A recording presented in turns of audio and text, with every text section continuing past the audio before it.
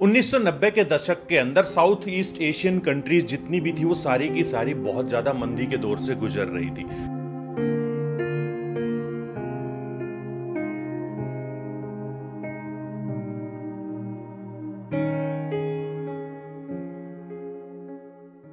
चाहे वो आपका थाईलैंड हो, इंडोनेशिया हो, फिलीपींस हो, साउथ कोरिया हो या चाइना ही क्यों ना हो, ये सभी डेवलपिंग कंट्रीज उधार के बोझ के तले दबते जा रही थी, या यूं कहिए कि लिक्विडिटी की बहुत ही ज्यादा शॉर्टेज थी, जिसकी वजह से वहां पर इंडस्ट्रीज काफी धड़ल्ले से बंद हो रही थी। बड़ी बड़ी कंपनियां अपनी साख बचाने के लिए या तो कर्ज उठा रही थी या फिर अपनी कंपनी का शटर डाउन कर रही थी। ऐसी एक कहानी है दोस्तों साउथ कोरियन कंपनी की। एक जाइंट कंपनी थी जिसने 1997 के अंदर बहुत सारे हाथ पैर फैलाए बैंकों के सामने, और फिर जब कर्ज भी नहीं मिला तो उन्होंने अपने आप को बैंकक्रप्ट घोषित कर दिया। सारे के सारे बिजनेसेस जो थे वो सीज हो गए। अब आप कहोगे कि यार मैं इस कंपनी की बात क्यों कर रहा हूं जो 1997 के अंदर बंद हो चुकी थी। नहीं दोस्तों, ये वही कंपनी है जो कि मात्र 5 सालों के अंदर इंडियन ऑटोमोबाइल सेक्टर के अंदर छठे स्थान के ऊपर आ गई। समझ गए क्या किसकी बात कर रहा हूं मैं बात कर रहा हूं किया मोटर्स की। बट जरा ठहरिए, क्योंकि ये वीडियो कोई भी किया मोटर्स के ऊपर नहीं है, बल्कि ये वीडियो है कोरियन ऑटोमोबाइल सेक्टर के ऊपर। जी हाँ, कोरियन जो कि जाने जाते थे अपनी बहुत ही अनरिलायबल गाड़ीज के लिए, पुअर बिल्ड क्वालिटी के लिए, पुअर हैंडलिंग के लिए, लेकिन आज के दौर के अंदर वो ऐसा क्या किया उन्होंने कि पूरे विश्व के अंदर तीसरे स्थान के ऊपर पहुंच गए हैं एज ए ग्रुप। जी हां, मैं बात कर रहा हूं हुंडई और किया मोटर्स की। जनवरी 2023 से लेकर अप्रैल 2023 तक इन्होंने टोयोटा और VW ग्रुप के बाद में 23 लाख व्हीकल्स को डिलीवर करने के बाद सबसे बड़ा ग्रुप ये उभर करके आया है पूरे विश्व के अंदर। लास्ट ईयर से अगर इनकी ग्रोथ को कंपेयर किया जाए तो 6.9% की इनको ग्रोथ हुई है। तो दोस्तों, कैसे कोरियन कार इतनी ज्यादा सक्सेसफुल हो गई कि वो सीधा टक्कर दे रही है जापानीज को, यूरोपियन कार मेकर्स को, तो बने रहिए आज की वीडियो के अंदर सारी की सारी इनकी स्ट्रेटेजी आपके साथ में शेयर करने वाले हैं। दोस्तों, हमारी कहानी की शुरुआत होती है 1940 से, जब चुंग जू युंग ने, जो कि एक राइस मर्चेंट था, उनको उसके बिजनेस के अंदर थोड़ा सा लॉस हुआ और उन्होंने अपना बिजनेस स्विच करके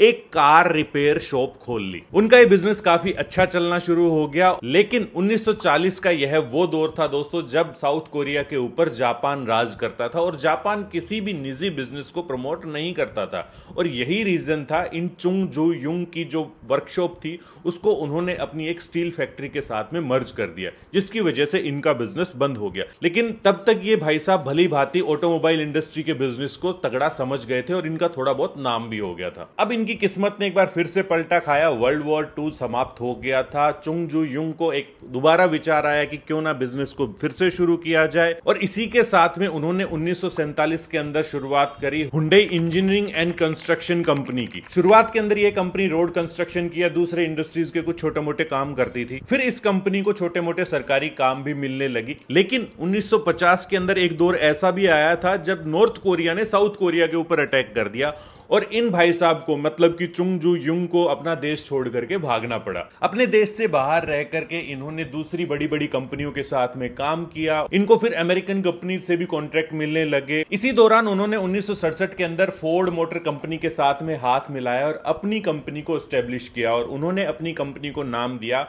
हुंडई मोटर्स। फोर्ड के साथ मिलकर के इन्होंने साउथ कोरिया के अंदर अपनी पहली गाड़ी को लॉन्च किया 1968 के अंदर, जिसका नाम था कोटिना। आगे चलकर 1975 के अंदर हुंडई ने अपनी खुद की बनाई हुई गाड़ी पोनी को लॉन्च किया। पोनी को डेवलप करने के लिए इन्होंने 6 ब्रिटिश इंजीनियर्स को हायर किया था। हालांकि जो पोनी के अंदर इंजन लगा था वो जापानीज कंपनी मित्सुबिशी का लगा था। वैसे हुंडई बहुत ज्यादा टाइम तक दूसरों के ऊपर डिपेंड रहने वाला नहीं था। इसी वजह से 1991 के अंदर इन्होंने खुद का इंजन, जी हां, खुद का 4 सिलेंडर गैसोलीन अल्फा नाम का इंजन इन्होंने खुद से डेवलप किया। खुद का ट्रांसमिशन भी इन्होंने डेवलप किया। अब हुंडई इक्वाडोर, कनाडा, यूएस के अंदर अपनी गाड़ियों को एक्सपोर्ट भी करने लगा था। 1980 से लेकर के 1990 तक इन्होंने कुछ एक ऐसी गाड़ियां मार्केट के अंदर उतार दी जिसकी वजह से हुंडई को कोई छोटी मोटी नहीं भैया, एक ग्लोबल प्लेयर समझा जाने लगा। इन गाड़ियों के अंदर जो सबसे ज्यादा स्पेशल गाड़ी थी वो है हुंडई सोनाटा, जो कि इन्होंने 1985 के अंदर निकाली थी। यह कार लॉन्च होने के बाद इतनी ज्यादा सक्सेसफुल हुई कि 2022 तक सिर्फ यूएस के अंदर इन्होंने 32,99,823 यूनिट बेच दी। और आज के समय दोस्तों, जब से सेडान का क्रेज पूरी तरीके से लगभग हर जगह खत्म हो चुका है, तब भी 2022 के अंदर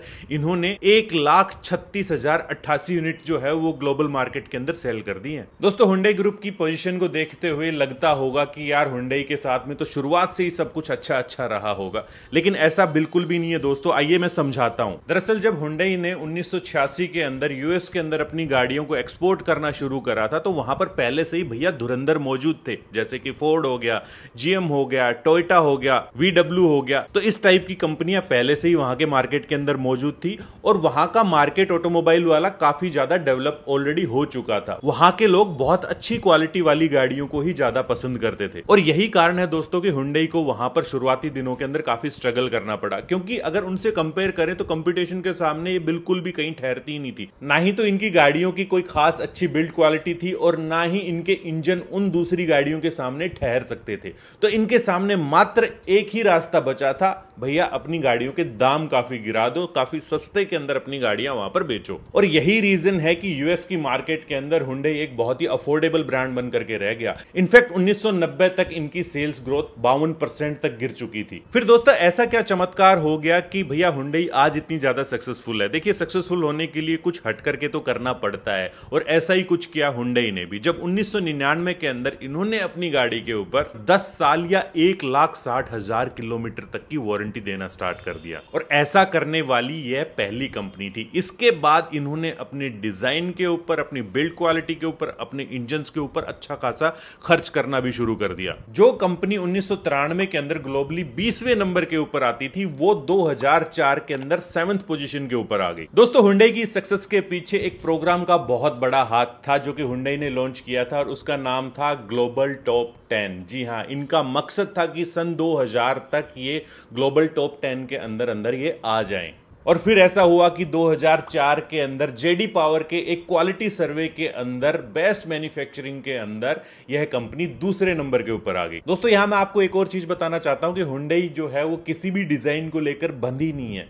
मतलब क्या है? मतलब ये कि जैसे कि जर्मन्स हो गए, वो शुरुआत से लेकर के लगभग आज तक ही एक तरीके का इनका एक डिजाइन का पैटर्न है, उसको बहुत ज्यादा चेंज नहीं करते हैं ये। लेकिन हुंडई का ऐसा कुछ हिसाब किताब नहीं है, ये फ्रीक्वेंटली चेंज करती रहती है अपने डिजाइन को। याद कीजिए जब 2010 और 11 के अंदर हुंडई वरना फ्लूइडिक डिजाइन के साथ आती थी और अब देखिए क्या क्या डिजाइन जो है वो क्या बन चुका है अब। अच्छा, डिजाइन के साथ साथ हुंडई बिल्कुल भी संकोच नहीं करता है दूसरी कंपनियों के टैलेंट को हायर करने के अंदर। जी हां, आपको पता है कि कुछ टाइम पहले तक हुंडई की जो है हैंडलिंग वगैरह को लेकर के काफी क्रिटिसाइज किया जाता था, इनकी हैंडलिंग उतनी ज्यादा अच्छी नहीं थी। लेकिन फिर 2014 के अंदर BMW के M डिवीजन के, मतलब कि जो स्पोर्ट्स कार बनाते थे, उनके वाइस प्रेसिडेंट को इन्होंने हायर कर लिया और उसके बाद में इनकी हैंडलिंग वगैरह बेमिसाल हो गई। मैं ये नहीं कह रहा कि सभी गाड़ियों की बेमिसाल होगी, लेकिन जो इनका स्पोर्ट्स का डिवीजन था, जो किया के अंदर जो स्पोर्ट्स गाड़ियां आती है, उनका जो डिवीजन है, उनकी handling one of the best मानी जाती है। हैंडलिंग के मामले में i20N ले लीजिए, स्टिंगर ले लीजिए, वेलोस्टर ले लीजिए, इनकी कमाल की हैंडलिंग है यार।